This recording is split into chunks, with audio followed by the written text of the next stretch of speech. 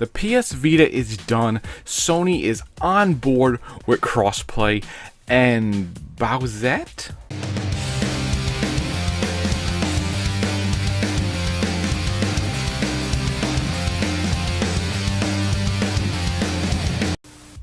Welcome back, Nobody Nation.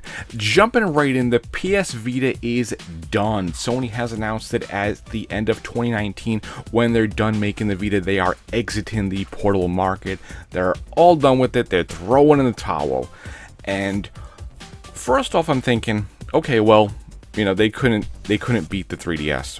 That's all there is to it. But at the same time, I feel like there's Sony's, portable consoles, the Vita, and before that the PSP, just kind of worked themselves into a niche market that maybe just isn't as big as the 3DS's market. I mean, the 3DS is geared towards all ages, and the majority of its user base are kids. Hot games like Pokemon are on the system, and they do love that. PS Vita does have its user base. You have a large supply of Japanese RPGs, but just maybe that market just isn't big enough to sustain a portable market. I know personally I have really no interest in the Vita at this point. Maybe I'll pick one up at some point once they get cheaper as they're going out of production. But as far as the PSP goes, I was actually very excited to get a PSP. Some games I have on that I still play now. Some of the collections I find on the PSP are just excellent collections. I have the Gradius collection of all those shoot 'em up games that are on there. Games like Metal Slug Anthology or Collection, whatever they called it, that's always a staple in my bag when I have my PSP with me. And then going into other game series that are on there, the Sega Genesis collection, even though it is available on other consoles, it fits great for portability. All those games on the PSP, so it will be a system that is missed, that they're not making more games for the PSP or the Vita, with Vita going out of production, but a fun system, a couple of systems nonetheless. And I know some people were, expecting that Sony was gonna kind of follow suit with Nintendo, as they kind of have been with certain, innovations. But is this really it for Sony? Are they gonna make their own kind of Switch type system, or are they really done? I guess in that case, only time will tell. Now, speaking of Sony and speaking of PlayStation, we have to jump into crossplay. Sony is opening the gates to crossplay. They're finally on board with it. So now games that are crossplay compatible between the PS4, the Xbox One, the Switch, PC, Android, iOS, Sony's okay with it. They're going to be on board with this. And of course, that comes as a big win for the fans with Fortnite, which is launching Season 6 today of Fortnite. And that makes me think, what timing that has. So, did Sony really give in to the fans? Did they just decide this now? Or did they kind of make that a little strategic, making this announcement on the cusp of Season 6 of Fortnite? A day when lots of money is going to be flying back and forth. And does Sony want that money spent in their ecosystem, even though it is cross-compatible? The money spent there to convert money into, PlayStation credit or money into V-Bucks is going to be really high. So maybe just Sony wants that cut, while at the same time giving fans what they want. Because in the end, Sony, of course, is a business, and that business is there to make money. Now, the whole thing with the crossplay also made me think, and just kind of a theory, is what opened up crossplay? What company or what push is responsible for really getting crossplay out there? And at first I wasn't sure, is it just how things evolve? But did Microsoft make the push? Did they kind of poke and prod and get everybody to go that direction? I mean, they had it before, what they could do themselves between Xbox and between PC, between each other. But as far as going out, pushing Minecraft onto other systems, allowing it per se, allowing that crossplay between players on, portable devices, the Xbox One, the Switch, allowing all those Minecraft players to play together, and then then pointing it towards Sony and saying, well, are you on board now? Did Microsoft really, were they kind of a key player in getting crossplay? Are they who we have to thank for getting crossplay going, or is this purely something that the fans wanted so bad it happened? So let me know your opinion below. Let me know what you think about that. Was it Microsoft? Was it just the fans who wanted it so bad? Let me know below. Jumping over to Nintendo for a minute, a little bit of code got leaked from the Switch that had many people alluding that a virtual console is coming after seeing names like GBA, N64, then oddly enough iOS and Android. Now, I'm in the same camp of people believing that it's simply just placeholder code and means nothing more. As much as I want to see a virtual console as any other fan would, I don't think that's the route Nintendo's going to go with the Switch.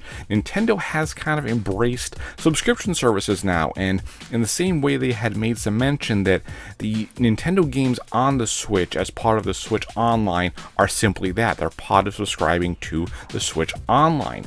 And I wonder, of them saying that and them bringing it to us in that way, could the games on there kind of go a Netflix route? Could games get swapped out? Could we see games like Mario and Zelda kind of go off, and then we see games like Mega Man and Kid Icarus come in? Could we even see other consoles come in there? Could we see some regular Nintendo stuff come out and some Super Nintendo stuff come in? It's an interesting model that I think could work, but a lot of fans may not be happy with at first. Now, getting into a little more Sony talk, just because that is just a hot topic, is another thing I want to talk about with the PS Classic. And this is just a little note. There's been a lot of debate on, games that are going on the PS Classic, what games will be on there besides the 5 that were announced, and it came again towards Crash and Spyro and if they're going to be on there. And I noticed there's a really big debate going on and a lot of weight saying that they're not going to be on there because those games collections just got released as their compilations or collections for all the systems respectively that they're out on. But I don't agree with that. Those are nice. They're upgrades to the graphics, upgrades to what it is to get them on new consoles. But for the demographic that the PS Classic is going for, which again is not mainstream gamers who have PS4s and Xboxes and Switches, it is towards people who maybe are out of gaming and Sony wants to suck back in, the same way the NES Classic did.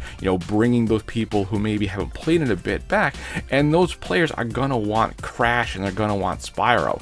So I have no doubt in my mind that Crash and Spyro will be on the PS Classic, and if for some reason Sony doesn't put them on there, they're making a massive mistake. I mean, even though there are a lot of quality titles on the PlayStation, missing Crash and Spyro is a huge issue and a huge error on their part. And covering this last topic finally is Bowsette. And I wasn't gonna talk about this, but it's just so weird, guys. Nintendo announces that there's gonna be a power-up in the new version of Super Mario, or the port going to the Switch.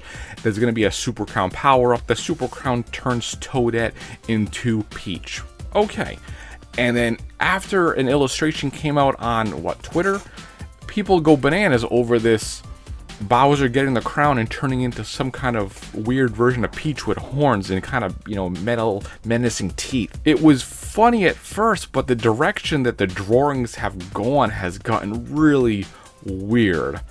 And I guess if that's something you're into, all the power to you, but wow, that's just bizarre. And what made me laugh too about this is now there's a push that they want Bowsette to be in Super Smash Ultimate, in a Nintendo game. That's not going to happen. Nintendo will never touch this character and bring her into a game. Maybe there'll be some kind of Easter egg reference, but even that I think is pushing it. I mean, look at how the character has evolved in the past few days. I don't think Nintendo would ever want any resemblance of that on their console to even acknowledge the oddity it's become. From the initial cutesy graphics to whatever it's become. Wow.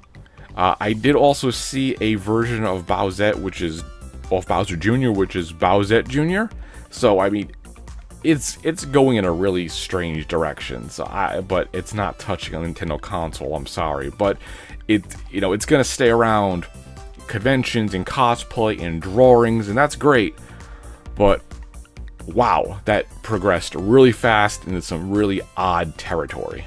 And that's what I got today, guys, for you. So as always, if you want to join the Nobody Nation, all you have to do is hit that sub button. I do appreciate the watch, and I'll see you next time.